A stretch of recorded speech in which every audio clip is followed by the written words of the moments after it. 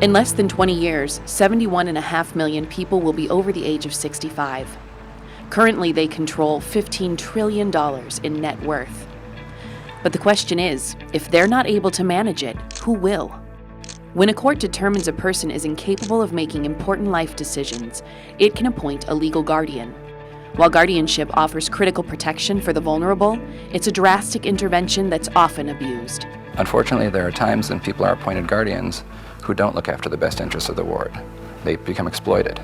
People just like John. John was referred to us because family members that had recently taken over as his advocate or representative payee were exploiting him. We see it every week. The Social Security check becomes a valuable asset that other people use for their own purposes. My niece did that to me, and so I don't like that. We've known for some time that there are problems with guardianships. We see it all the time in the news.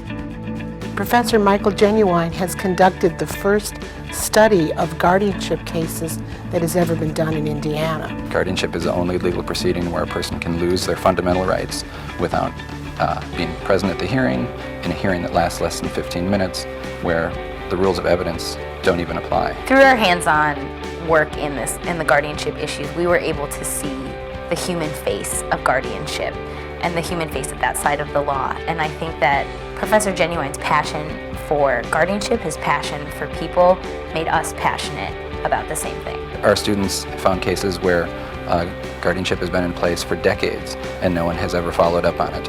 We have cases where the guardians die and no one knows, and the ward is out there for years and years with no supervision and no help. Thanks to the data gathered in this study, the Indiana State Task Force on Guardianship is now drafting legislation that will help resolve the most common abuses. This is very, very important, and I'm very pleased that Notre Dame and the professor and the students were able to help us. Everyone in our society deserves to live with dignity and have their rights respected.